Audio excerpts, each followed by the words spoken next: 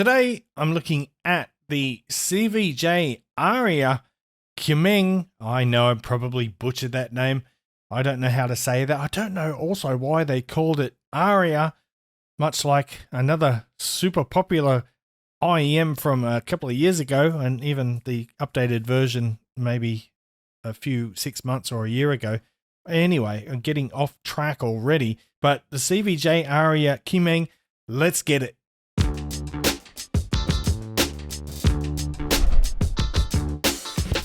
What's cracking, audio fans? It's David here from Prime Audio Reviews. So this is the box, and it's a pretty big box, isn't it? So let's just have a look inside. You get, first of all, you get this, which is rather unusual, but, you know, kind of pleasant. And then you get the metal case. You get a pretty good selection of ear tips, actually, which is always a nice start. So 3 white silicone, 3 of the the standard Tri-Fi red core ones. And anyway, that is the box. There's a big spiel there. I didn't read that, but I'm sure it will tell you how wonderful these are, or the brand is. So these have tuning filters. We're going to look at them before we bring the IEMs in. So 3 pairs of tuning filters, but look at this. Ooh, look at this. Let me tell you some details first though. So the price of the CVJ Aria here is $79 US, and inside here we've got a single 10mm nano crystal coated dynamic driver. But before we look at the shells, I want to look at this cable, because keep in mind, this is just a $79 IEM. You get this lovely cable, and I imagine some people would be tempted to buy this IEM just for the cable itself. I mean, blue and pink intertwined. Not only that, but it's modular. So it comes with a 4.4mm and 3.5mm termination. And it's a genuinely lovely cable. It's a slightly thick, but it's very supple and it handles quite well. It's a very nice cable. What a great start. But let's pull in the IEMs now, and there they are. They look like that. So we've got aluminium alloy shells or metal shells, and as far as the shape and comfort goes, they're great. And as is the standard with tuning nozzles, they just screw out like so, and they're pretty easy to swap out. Now, there's not a lot of difference in the sound in the filters. It's basically just adjusting the upper mid-range and lower treble regions. But the overall difference is still reasonably slight. Now, let's have a closer look at the shells. That's kind of what they look like. They're pretty nice. They have a sort of a simplistic, understated design, but I think they look pretty cool. And as I said, they're comfortable. But anyway, it's time to talk about how they sound.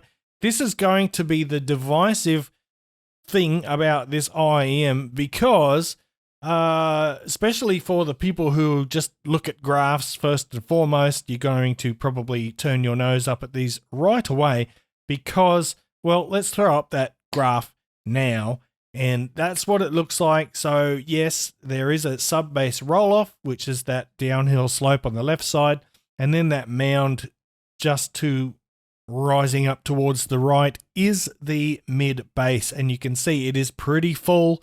So yes, these have a full-bodied mid-bass, which a lot of the purists hate, but frankly, they just hate it. I kind of like some fullness in the mid-bass. Maybe not quite that much, I don't know, but it's actually not too bad. It's quite pleasant.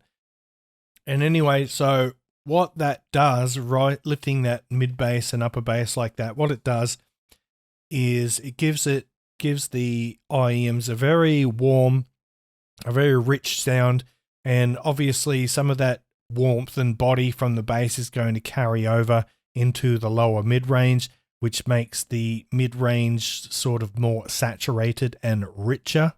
But overall, it's still a pretty good quality bass. It doesn't distort or anything like that. It's not just a really trash bass like, what was that HBB one, the Hades? That just had a trash bass. But this isn't, it's, you know, the quality is there. Whether you like the tuning or not is going to depend heavily on your personal preferences. So the mid-range, yeah, it is a bit rich and saturated, but it does have good articulation and it does have pretty good clarity. And that is thanks to that lifted upper mid-range and presence region. But on top of that, we've got a fairly elevated and well extended treble. And that treble tuning is basically what saves this IEM from being a muddy mess. Because as I said, the clarity in the mids is quite good.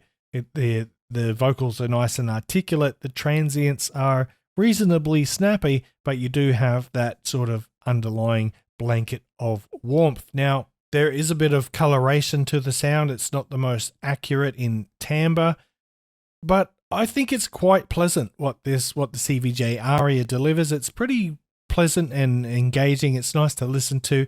On poorly recorded tracks, there can be a little bit of sharpness in the treble because you can see it. There is that lift around 8 kilohertz. Some people are quite sensitive to that. And even the 5 kilohertz region is sort of boosted a little bit as well to counterbalance that meaty low end. And in terms of soundstage, it actually does quite well because keep in mind, you know, that sub-bass fall off is probably intentional, and that is so the sound doesn't get dominated by bass, and by doing that, it allows it to maintain a reasonably large soundstage with pretty good dimensions. It's not going to be expansive and, you know, really huge or anything, but it's pretty good and pretty clear. Like the air between instruments and vocals isn't all muddy and dirty. It's still pretty good. And again, that's largely due to the treble tuning. And believe it or not, the detail retrieval is actually quite good as well. So as you can imagine, it's somewhat of a fun musical tuning. It's not going for neutrality or complete accuracy. And I can actually quite enjoy these IEMs, but yeah, when I turn the volume up a bit too high, admittedly, that there can be a little bit of sharpness in that treble, but it's kind of necessary to, you know, balance the sound out with that lifted lower bass. And that about sums it up. I'm not going to do any comparisons because there's not really a whole lot that measures or sounds quite like this at the moment. And I might have sounded a little bit harsh. These are actually quite good. I think the tuning was close to being really good, but it could just use a bit of extra refinement. But I like what CVJ was going for. I like what they've achieved. It's not something that I would use as a daily driver, but like I said, if you're looking for something with that saturation and that body and warmth, this is a pretty good way to go. And with that said, I'm going to wrap it up there. So thanks for watching the video. If you liked it, give it a thumbs up, Pa Family Audiophile style. If you're new here, consider hitting that subscribe button before you go. If you would like to help support the channel, click on that little Patreon link down below in the description. And until next time, I'll see you later.